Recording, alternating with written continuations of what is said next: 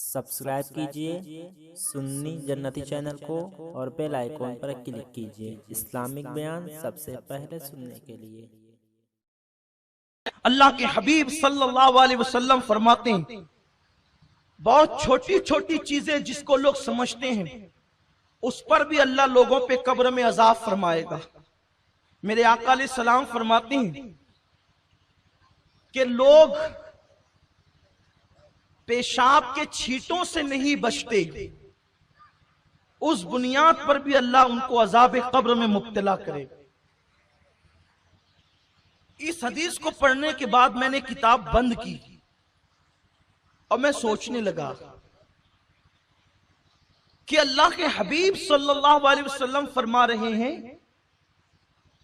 कि अगर पेशाब के छींटे पैरों पर आए और लोग पेशाब के छींटों से न बचे तो भी अल्लाह उनको कब्र के अजाब में गिरफ्तार करेगा। पेशाब तो अपने पेट से निकली है, अब से अपने पेट से निकलने वाली गंदगी, अपने पेट से निकलने वाली गलाजत, अगर हम उससे न बचें तो अल्लाह अजाब कब्र में गिरफ्तार करेगा, अजाब कब्र में मुब्तला करेगा। और कब्र का अजाब क्या है? कफन छीन लिया जाएगा, जिस्म को कब्र के कीड़े सांप और बिच्छू खाएंगे, पूरी कब्र के अंदर आग भड़का दी जाएगी।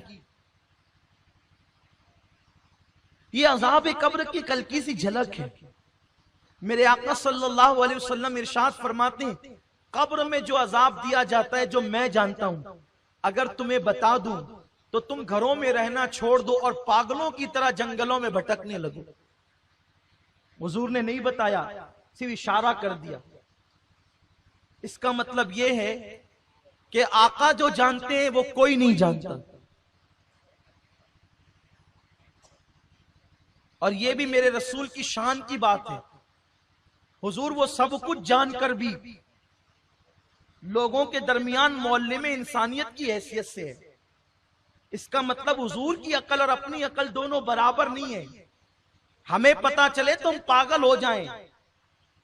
अरे लोग भयानक एक्सीडेंट देख करके पागल हो जाते हैं, तो कब्र का अजाब सुनने के बाद जो कमा कहू अजाब दिया जाएगा वो कैसे बर्दाश्त हो सकता है? तो अल्लाह के हबीब सल्लल्लाहु अलैहि वसल्लम फरमाते हैं, अगर मैं तुम्हें बता दूं मुकम्मल तौर पे कि कब्र में क्या होता है तो तुम ऐसे घुलने लगोगे जैसे नमक पानी में घुलने लगता है। तुम अपनी जगह पर सलामत नहीं रह सकते, घुल जाओगे तुम। वो कब्र है जिसे दर्दनाक अजाब के हवाले से अल्लाह के हबीब अलैहिस्सलातु व तस्लीम ने बयान फरमाया है। तो एक मामूली सा अमल जिसको हम कहते हैं पेशाब के छींटों से न बचना, यानी खड़े खड़े कुछ लोग पेशाब करते हैं तो पैर पे छींटे आते हैं, कुछ लोग बैठकर भी बेहतियाती से करते हैं तो भी पेशाब के छींटे आते हैं। तो पेशाब के छींटों से न बचो तो भी इंसान अजाब कब्र में गिरफ्तार होगा।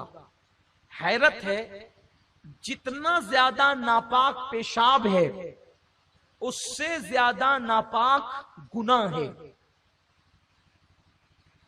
गुनाह और पेशाब की नापाकी में जमीन आसमान से बड़ा फर्क है। क्योंकि पेशाब अगर कहीं लग गया, पानी डाल दो तो पैर पाक हो जाएगा, बदन पाक हो जाएगा। लेकिन अगर गुनाह का धब्बा लग गया तो सात समुंदर का पानी भी गुनाह का धब्बा नहीं धुल सकते। तो पेशाब अगर नापाक चीज पैर पे लग जाए उड़ करके और कोई उससे न बचे, एहतियात न करे, तो अल्लाह अजाब कब्र में गिरफ्तार करेगा। तो उससे ज्यादा नापाक तो गुनाह है। वो कोई गुनाह में डूबा रहे, और वो भी वो गुनाह नमाजों का तर्क करना, जुआ खेलना, ताश के पत्ते खेलना, मोहल्ले की लड़कियों पे बदनजरी करना, पड़ोसियों के हुकूक दबाना, गसब करना, एक दूसरे के हुकूक अदा न करना, माँ बाप पे जुल्म करना, माँ बाप पे ज्यादती करना, बीवी पे जुल्म करना, बीवी पे ज्यादती करना, औलाद का हक अदा न करना, کتنے بڑے بڑے جرائم ہیں، اس سے بچنے کی کیا صورت ہے؟ اور ایک اہم بات، پیشاب اپنے پیٹ کی غلاظت ہے، وہ نکلی اور پیر پہ پڑی اور ہم اس سے نہ بچے تو عذاب قبر میں گرفتار ہوں گے۔ اور جتنی زیادہ ناپاک پیشاب ہے اتنا ہی ناپاک شراب بھی ہے، دونوں کی ناپاکی برابر برابر، یعنی کہ پیشاب کا پینا اور شراب کا پینا دونوں ایک ہے۔ یہ میں کوئی لطیفہ نہیں کہہ رہا ہوں، میں آپ کے سامنے